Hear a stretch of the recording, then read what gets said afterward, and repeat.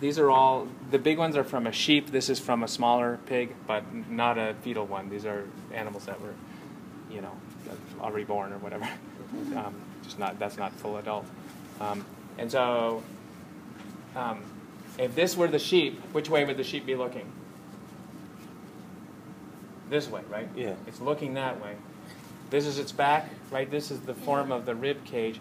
And by the way, what we actually do to get this is we just blow air through the lungs for like a day or two. This is and it just desiccates. It dries up because it's mostly connective tissue and elastic tissue, and so you get this really nice shape of the whole lung. What you're looking at is this is actually the larynx.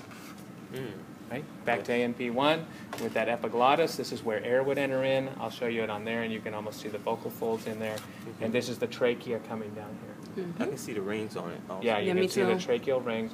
And then it splits on the two sides into the primary bronchioles. I'm sure everybody can see that. Right. This is the right side. This is the left side. Right and left bronchioles. So now we'd have the animal on its back. You can see the lobes of the lung. They are pretty similar, sheep's to humans, but there's a lot of variability. The pigs are a little bit different. But and then the heart kind of sits right in the space between the two lungs. They kind of have this extra lobe here.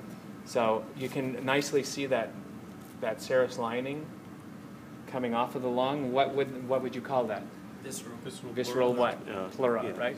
Visceral pleura. So you can see that in a few places on here. It's pretty nice. So that's the dried lung. It's a nice look at the anatomy. I want to remind you, like we said in the lecture, those bronchi go into the lung, and then they continue to branch and branch and branch, right? Out to every part of the lung until you wind up, it's not one big open space in there. It's those tiny alveoli where the oxygen exchange would happen, the diffusion of oxygen into the capillaries. So the little one, very similar looking. Again, you can see the larynx, trachea, primary bronchi. Of course, in this case, it would be the animal would be looking that way. Okay, so this would be on its back, and the heart would sit between the lungs, kind of in this space right here. So, this is now a fresh lung. I went out on Monday. It's not that fresh. It's from Monday, but still. Yeah, from the only slaughterhouse I'm aware of in Miami. If anybody knows another one, let me know. Which is out Outback. No. Okeechobee Road. It's called Cabrera. It's a very small slaughterhouse. They just do, I think, maybe tens or hundreds of animals every day, mostly servicing, probably mostly human community, but other communities that want fresh, whole pigs, mostly for sometimes sheep as well for parties like lechon. So this is from I believe it's from a pig, probably. I don't know how big it would have been. I would guess like 30 or 40 pounds or something like that. And you can see this is like if the animal were on its back. Here's the heart in place. You can see this is the what I want to remind you of. If this is the animal on its back, remember you've got the esophagus and the whole digestive tract going down the middle, and everything pouches out ventrally. Or coming forward. So this is the trachea here, and behind it, this tube is the esophagus going back behind it. And so right here is the place where the epiglottis going into the trachea, and unfortunately the trachea got cut here. I think they do that deliberately actually, and continuing on down to the lungs with the esophagus, posterior to it or dorsal to it. Okay. And the entry into the esophagus, they didn't really preserve it very well, but those folds would come around the sides here and go into the esophagus.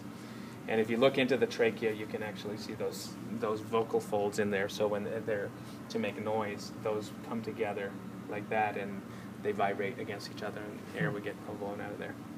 All right. So that's what we can see there. And then I didn't really dissect out where you can see the bronchi separating. You can see it on the other one. But this would actually be... this is the central tendinous part of the diaphragm, and this is the muscular part, and it would attach out on the rib cage. You'd have a lot more muscle going out to the rib cage, and then when it contracts, it pulls this whole thing down, and that sucks air into the lungs. Okay? That's that. Yeah. So what we're going to do, which is not the way respiration happens, we're going to use our air supply here, and we're going to inflate the lung, but by forcing air into it. That's what would happen if somebody's having mouth-to-mouth respiration, or a mask, or this is almost more like a intubation, where they put a tube down into the trachea. Normally you'd go all the way up there, but I'm just going to have to do it where it's broken here. They put a tube into the trachea, seal it off, actually with a little balloon that floats inside there around the tube, and then force air into the lungs. And so when we do that, then you can see the lung inflate. Let's see how different it is.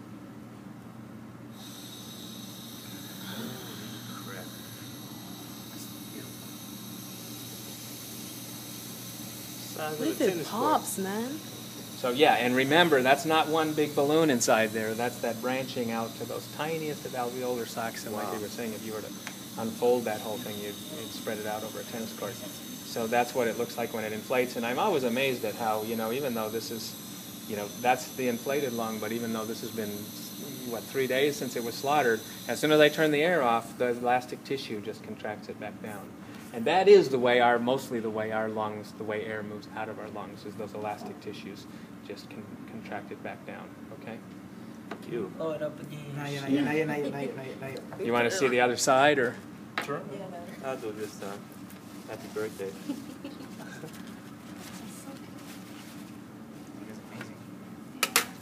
So this is what it would look like on the back side.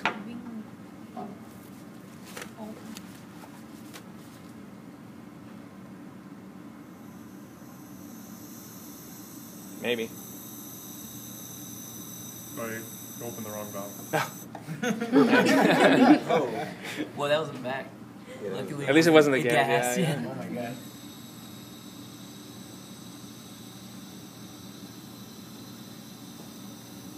Wow, just look how it inflates. Yeah, that's freaking cool. It's amazing. Better than my time.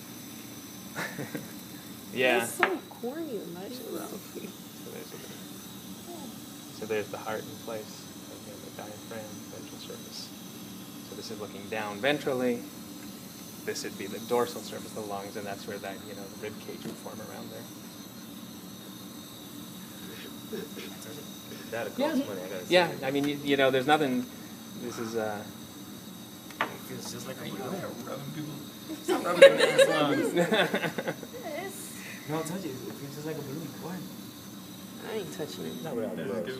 I'll be okay. I know, right? yeah. So if I can leave this out, I'll show you how the activity we're going to do to measure the air. But if anybody wants to It smells really bad. to do it themselves, well, yeah, it's because it's been since Monday, and the lungs tend to, it's that decomposition beginning. So Yeah, it smells bad. but we can start. Yeah.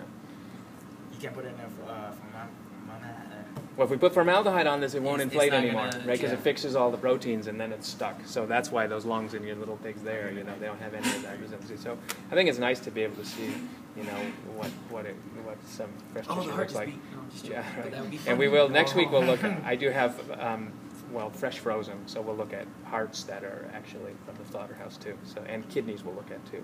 So we get that opportunity in this part of the course. Yeah.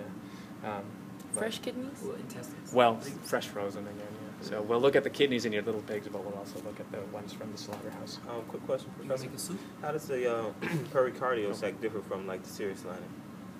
Well, it is the same kind of tissue, and actually, thanks for pointing that out. You see, this heart is still entirely inside that serous lining or that pericardial sac, which is pretty nice to see.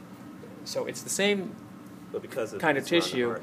but it's like it just wraps around the heart, because the heart is neither the way the heart forms. It doesn't form as part of the visceral, as part of the inner tube organs, the visceral tube, the gut tube down the middle.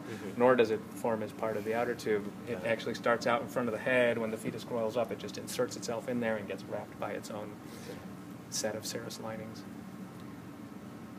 But it's the same material, and it connects. You can see how it connects to everything. All right, so that's what we've got, as far as that, what we can see in the lung anatomy. What we want to do now is take a look at the experiment we're going to do on our